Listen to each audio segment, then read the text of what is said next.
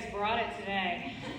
Well, welcome. It is a good day to be from Elkhorn, because today we give women another option in this community that they did not have before, and that is 100% anonymity. If they do not want to walk in here and hand their child to a person, they can do it now electronically with technology and still keep their child safe, and their life goes on and the child's life goes on. Now, is there pain involved? Yes. This is not without pain, and we recognize that. When a mother comes here and places her child in one of these boxes or in the arms of these firefighters, we know that she is having the worst day of her life, and we recognize that. But we respect her decision that she's doing what is best for her and her child. And I think that we all can be thankful when a child is safe and a mother chooses something safe. You know, I started Safe Haven Baby Boxes back in 2015. I launched at my firehouse in my city. I'm a retired firefighter and medic. And it was the first box in America. This had never been done before. And it was actually quite easy to put a box in my firehouse, considering my husband's the mayor of our city. If he wanted to sleep with his wife at night, he was going to say yes to putting this box in his firehouse. But we put this box in our firehouse in a town of 2,000 people. 2,000 people in our town, and I never thought the box would ever be used. I just wanted it to be home of Safe Haven Baby Boxes. And I never realized how big this job was. I never understood where Christ was leading me. Quite frankly, if I would have known how big this job was, I don't think I would have signed up for it. But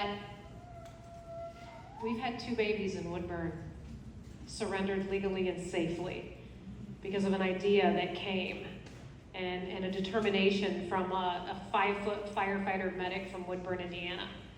You know, it always starts with the little guys, doesn't it? Little people, big packages, right? Well, this is box 291 in the nation and the 2nd in Wisconsin.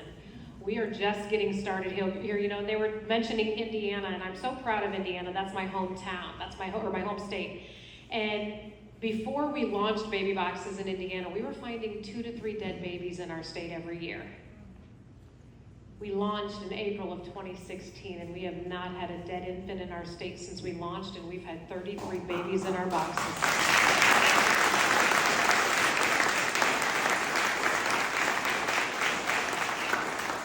This is what I see for Wisconsin. This is what I see for your state. We can and we will do better.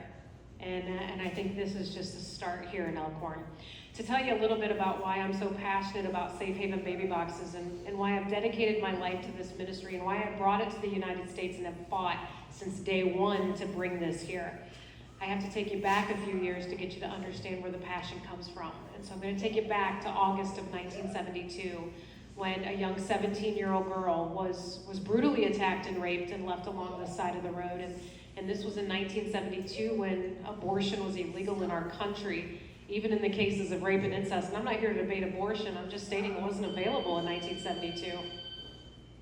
And this 17-year-old girl, she pressed charges against the man who had raped her. He was arrested and he was charged. And if that wasn't the worst of it, when her life was finally getting back to normal, she found out she was pregnant.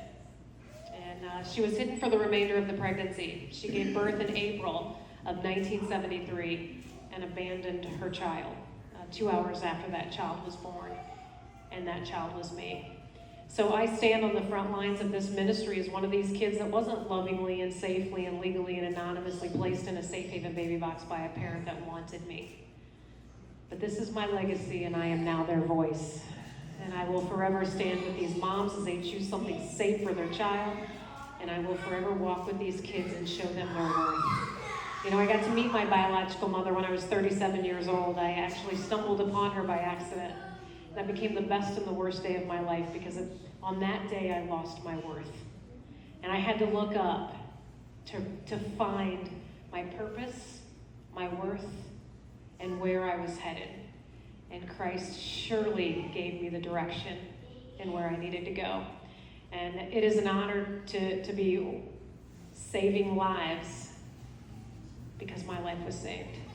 You know, it's amazing that we're standing inside a firehouse blessing a box in the wall so so that we don't have to stand in a cemetery blessing a box going in the ground like we did in Whitewater.